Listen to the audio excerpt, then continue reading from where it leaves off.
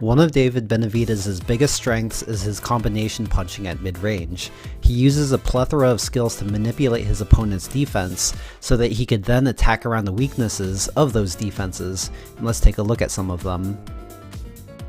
So it all starts with the jab. Here Benavidez uses the jab to get Darrell into a high guard. Once he sees Darrell go into the high guard, he will now attack around the flanks because the high guard is mainly used to defend against punches coming straight at you. There are openings around the sides of the high guard, and Benavidez knows this.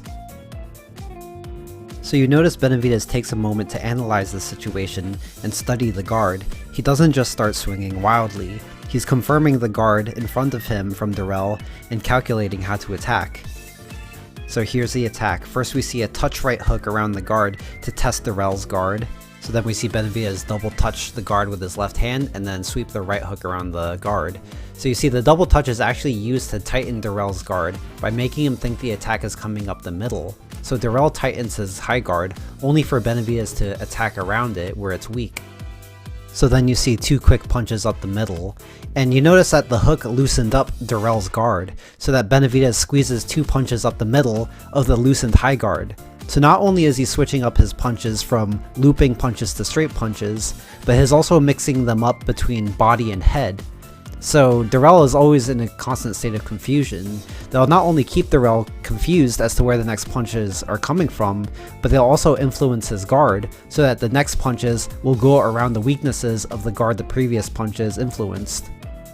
So by going off of that knowledge, the previous punches up the middle influenced Darrell to tighten the guard again, and this is by design from Benavidez so that he could loop a hook around the retightened guard. So then we see two tap punches up the middle on the guard, and these tap punches on the guard aren't committed punches. They're only meant to make Darrell retighten the guard, because Benavidez is looking to set up another hook around the guard. Because like I said, the previous punches will always influence or manipulate the guard so that the next punches can land. And there you see the hook around the guard, and then Benavidez goes for a new skill here, which is guard removal. However, Darrell recognizes it and goes for a punch, so we don't get to see the guard removal in action. But we will in another clip, which I'm about to show you. But first, a message from our sponsor, Boxing Showtimes. If you're a boxing fan and never want to miss a fight, Boxing Showtimes is the only app you'll need. This app has a full boxing schedule that will show you how to buy tickets, keep you up to date with boxing news, give you reminders on upcoming fights, and so much more. My favorite feature of Boxing Showtimes is the interactive map that allows you to see what places are showing the fights near you. Use my link in the description to download for free, and once again thank you Boxing Showtimes for sponsoring this video. But speaking of the guard removal, here we're going to see him do it. But first we see a tap straight right, which is only there to manipulate Ellis's guard into the high guard. It's not meant to land or do damage. Benavidez is only doing this to influence Ellis's guard. And then you see with Ellis now in a tight high guard, Benavidez loops the left hook around the guard. Once again, he's not only going straight to looping punches, but also head to body as well to mix it up. And then so here you're going to see Benavidez use the guard removal with his left hand, which opens up the right hook here. And as you can see, guard removal is an underutilized technique in the sport, and it's so effective because it is a direct use of control. Benavidez can use tricks to manipulate his opponents all he wants, but physically controlling your opponent like this doesn't require the opponent to fall for a trap. You could just control them directly. And it's so effective that he does it 2 more times. And once again in this situation we see it all starts with the jab, and this jab is to just get Ellis into the high guard, and once he gets to the high guard that Benavidez influenced, he'll then attack the weakness by sweeping a right hand around the guard and then a left hook around the guard as well. And then eventually what you'll see is that when opponents are getting attacked like this, their best option is to actually move away.